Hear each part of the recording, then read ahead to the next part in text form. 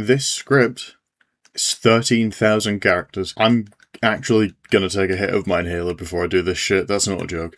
Hello, my name is Peregrine. DPS is by far my weakest role. I've managed to comfortably say masters on every role except DPS, where in my prime I barely managed to scrape in. It's got to the point where I don't even think I could reach diamond on DPS anymore, so take everything I have to say about DPS with a grain of salt. Some of the things I say here could just be outright false. Also, for anyone new here, this is the second part of a video trilogy, so check out my channel for my opinions on tank balancing, and support will be coming soon, so like and subscribe. Firstly, we're going to start off with the role passives. Specialist is good. It can feel strange, but it works for me. Flanker is incredibly strong, potentially worth nerfing. They can just get all their health back instantly, it's kinda crazy. Recon is a questionable passive. I don't feel like it functions as well as it should, but I don't really play enough Recon characters to get a proper grip on it, but at the same time, I have played a lot of Echo and I don't really see it. And Sharpshooter is... I don't get it. I don't get the value in it. Maybe it's because I don't play sharpshooter characters, but I don't see any reason for it to be that way. It's kind of weird. But anyway, let's get into the heroes, which is what you're really here for. Anran has been a peculiar addition to the game. I think she's very much an example of mobility creep and is insanely annoying to play against. Annoying, but not broken. Once you'll learn to look on the floor for the circle to know where she's coming from out of her Master Yi ability, she's really not that hard to deal with. I wouldn't recommend picking her up unless you're already a seasoned diver or flanker player already. She has a pretty high skill floor. However, I must say that I am worried about her. Something about her sets off my spidey sense. She's just one minor buff away from becoming unstoppably broken and horrible to play against. I have no proof, it's just vibes that something there is going to be broken at some point. Ashe is incredibly fucking annoying. She was already annoying before the perks were added, but now her perks have made her an absolute fucking menace to play against in lower rank. I think there's a serious discussion to be had about how much damage Dynamite does and how many ticks it has over time, especially when considering reapplying the healing reduction debuff. Bob is just also laughably overpowered. I struggle to think of an ult that can completely change the tides of a fight in the same way.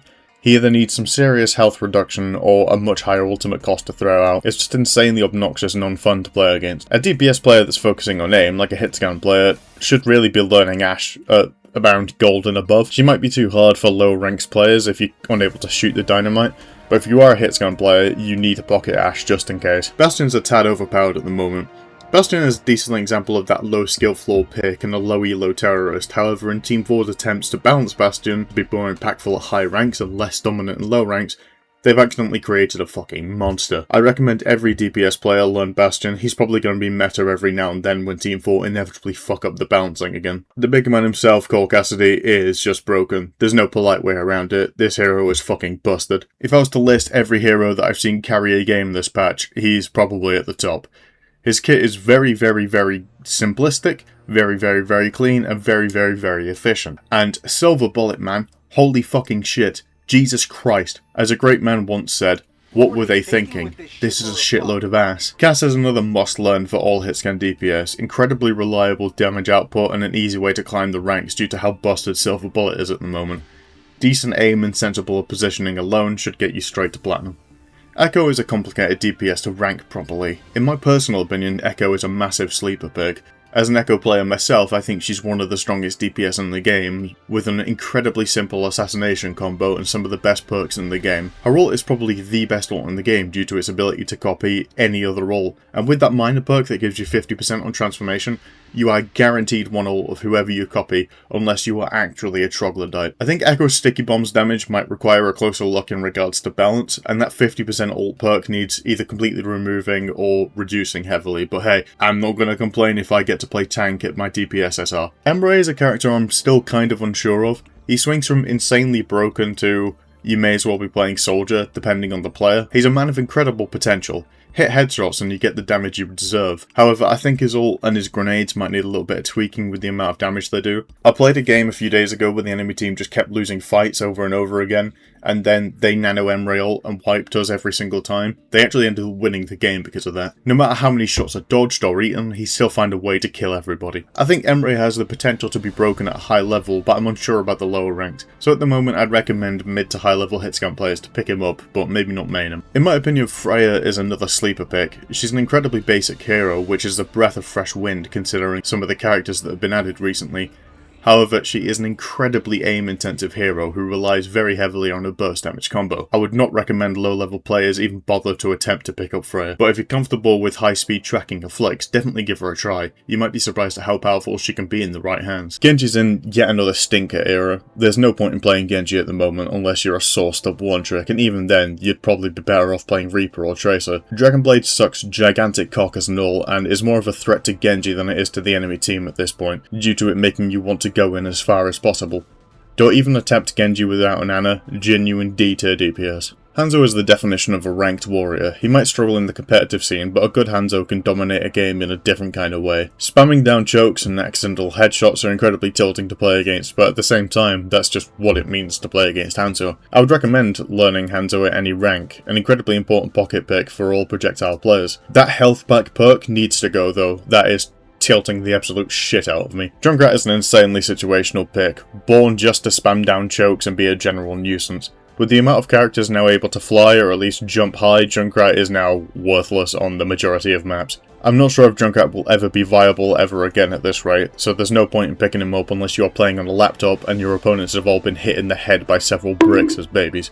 Mei can be a controversial character for some, but I view her as a necessity. Oh my god. Mei is a controversial character in the game, but I view her as a necessity for the game. Her ability to assist in taking space and her brains over aim type of playstyle makes her an incredibly unique character and a comfortable middle ground for tank players to pick up if they're ever forced onto DPS. She always ends up spiking in viability at some point and is very good on certain maps, so I advise all projectile players to at least pick her up to some degree. Just remember that wall is for isolating targets and safe movement, not for putting up for no fucking reason, so stop doing that. Pharah is incredibly map dependent. She's either broken or useless depending on the map she's on and the team comp she's against.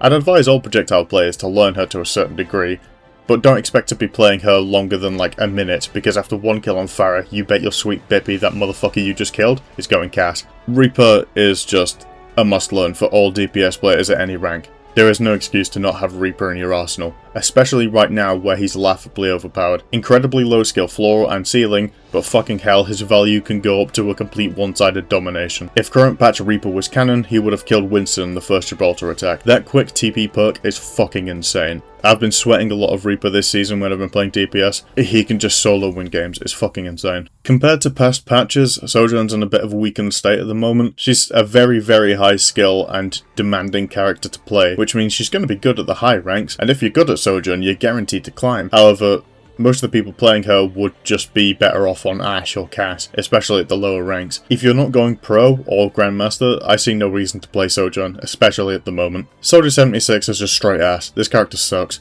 The healing reduction debuff has made his healing station worthless as an anti-dive tool, his damage is piss poor even if you're hitting heads, and his ultimate is at best. However, that is definitely for the betterment of the game. Soldier is an entry-level hero with a design purposely made to suit COD and Halo players who are coming to try out a more sophisticated game. Overwatch is usually at its best when Soldier isn't good, and lo and behold, Soldier sucks right now and the game is incredible. Sombra is a good counterpick character and not much else. I'd recommend that most DPS players at mid to high ranks have a backup okay-ish Sombra in their pocket just in case they come across a Ball or a Doom one trick, but at the moment Sombra is quite weak, which in my opinion as a tank player is for the best. She's an incredibly unfun hero, but sometimes being boring is very necessary to win some games. Sim will forever be a very misunderstood character. Since her introduction as a genuinely brain-dead support that does nothing for a team and has a beam that aims for her, people have had this idea that Sim is still a skillless character to this day, when it's really quite the opposite. I think you can reasonably argue that Sim has a pretty low amount of value considering the amount of thought and effort you have to put in to get value out of her. Due to her power being mostly in team communication, I can't really advise learning Sim below Diamond, but to be fair, if you're in Bronze,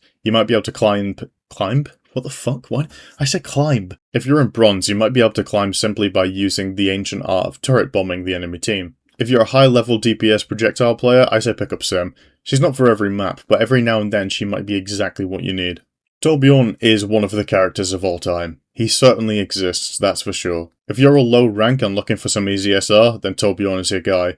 And equally, if you're a mid-rank player and the enemy flankers are really pissing you off, he's also your guy. He's not very good, but he's in the same boat as Soldier, where he's a very basic character for beginners, so yeah, he shouldn't be very good. Tracer is a fucking nuisance. She's not incredible at the moment, potentially might be needing some buffs, but Tracer's been meta in the pro scene since 2016, so it wouldn't exactly hurt to see a little less Tracer. If you're below Masters, I genuinely don't see a point in you learning Tracer. She's an incredibly high skill floor and incredibly high skill ceiling. If you're playing on a 1080, it's just not worth it, bro. Hang up the Pulse Pistols, pick up the Hellfire Shotguns, you're gonna get more value on Reaper. Vendetta is a menace to society. When she was first released, I was convinced she was going to be a brainless meathead character, but after playing her I see she's a little more nuanced than that. But Jesus fucking Christ, she's still way too overpowered to justify that low of a skill floor. If you want easy rank ups, learn Vendetta for sure, but you're never going to be able to play her because I'm personally in charge of making sure that bitch never sees a minute of gameplay until that overhead lifesteal perk is gone from the fucking game. Venture is an incredibly interesting character.